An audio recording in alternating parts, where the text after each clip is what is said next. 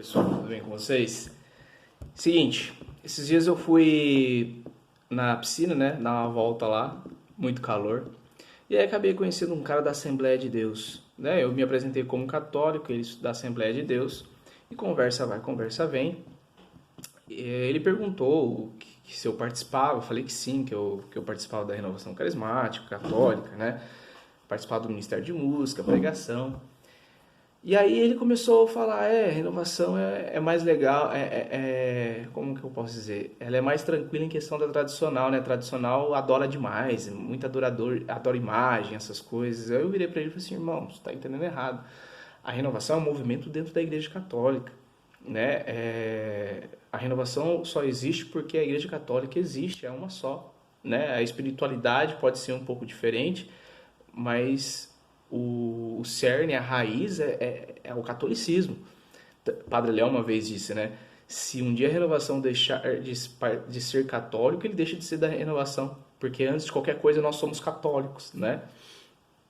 E aí conversa vai, conversa vem, aí ele começou a falar sobre pedir intercessão para as pessoas, que a Igreja Católica tem muito disso, e que só Jesus é o único intermediador. Ele começou a falar de terço, de reza, ele começou a falar de muita coisa. E aí eu fui respondendo isso para ele, né, aos poucos, tanto que sobre isso eu vou falar em outros vídeos, porque o foco nesse vídeo, na verdade, é sobre, eu quero explicar uma coisa que ele falou.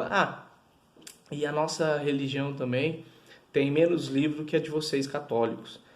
E eu virei para ele e perguntei, você sabe o porquê que vocês têm menos livros que a gente? E ele falou, não, ele não sabia. E eu sabia, e eu expliquei para ele. Então esse vídeo é mais para os protestantes do que para católico. Católico desinformado também está valendo. Guilherme, o que você quer com isso? Quer gerar confusão? Não, longe disso. A única coisa que eu quero com esse vídeo é te trazer luz, é te trazer conhecimento e informação. O que você vai fazer com essa informação? Tanto faz, tanto fez. O que eu quero fazer, eu dizer é o seguinte, às vezes, até nós católicos também cometemos esse erro. Falamos muito mal de outra religião porque nós ouvimos falar alguma coisa sobre aquela religião. E tá errado. Antes de você falar mal, vai e confere, estuda. Estuda sobre aquilo antes de você sair falando. Então, o que eu quero aqui com esse vídeo protestante é o dizer o quê? Vou te trazer a informação correta sobre tal coisa. E aí se você vai acreditar ou não, aí já não é um problema meu. Mas eu não quero gerar confusão, entendeu? Então, assim, outros vídeos eu vou falar sobre idolatria. Em outros vídeos eu vou falar sobre a reza do terço. Em outro vídeo eu vou falar sobre os santos, porque ele também questionou sobre os santos. Só Deus é santo. E eu refutei com alguns argumentos. Nesse vídeo eu quero falar sobre o porquê que a Bíblia católica é diferente da Bíblia protestante. Então, antes de qualquer coisa, a gente tem que voltar um pouquinho para trás, né? Que é o quê? Nós temos que entender que a Igreja Católica ela tem 3 pilares: Bíblia Sagrada, Sagrada Tradição e Magistério. O que seria a Sagrada Tradição? A Sagrada Tradição vamos dar um exemplo, tua família. A tua família, de geração em geração atrás, ela sempre trouxe uma tradição de no final do ano você fazer isso, isso e aquilo. É tradição da família. Então, mas como é que você sabe que isso é tradição? Porque foi passado de geração em geração. E na Igreja Católica tem muito isso, ou seja, Jesus leva, né, o Evangelho, o testemunho em si, né, a palavra para os apóstolos, dos apóstolos começam a espalhar. E de geração em geração isso vai passando, né? Tá, Guilherme? Mas eu nem lembro o que eu comi ontem no almoço. Como é que esse pessoal passou, sabe? Porque o famoso telefone sem fio, chega uma coisa, daqui sai outra. É nessa hora que entra mesmo a graça do Espírito Santo, irmão, né? Então, assim, a Sagrada Tradição é justamente isso. E é por isso que existe o magistério. Porque o magistério é o guardião da palavra e da santa tradição, né? Porque aí vem também a Escritura, o Evangelho em si, né? Antigo Testamento e Novo Testamento. Então a Sagrada Escritura engloba o Antigo e o Novo Testamento, como eu disse. E enfim, aí que acontece o seguinte. Vamos lá para vocês entenderem. Em 1517 houve a Reforma Protestante, certo? E depois da Reforma, Lutero retirou os sete livros. Mas por quê?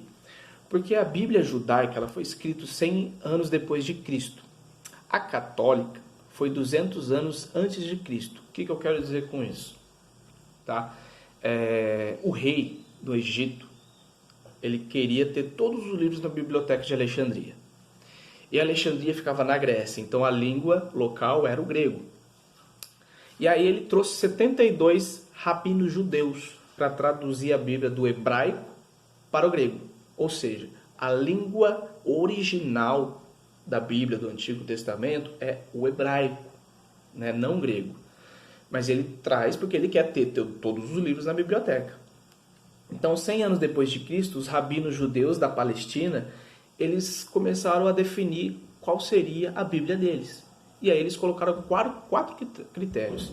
O primeiro foi, o livro tinha que ser escrito em hebraico, não podia ser em grego nem aramaico. Então já tinha alguns que saiu da Bíblia deles. Segundo, tinha que ser escrito na Palestina, ou seja, no país deles, local. Se fosse escrito em outros lugares, também não poderia considerar.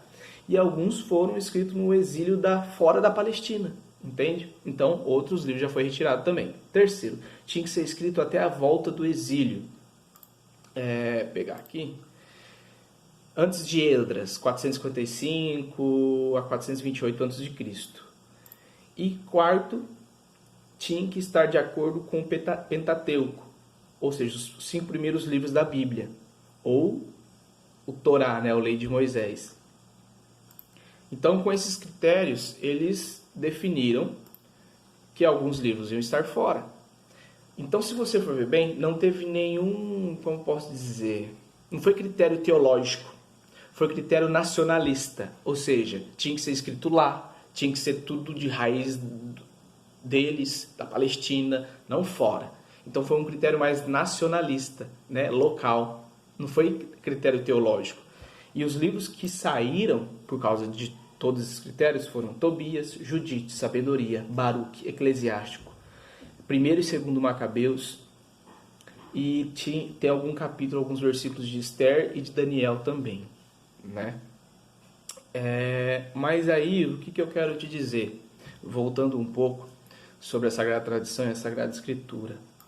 A igreja, ela nasceu antes da Bíblia. Ela não nasceu depois da Bíblia. Entende?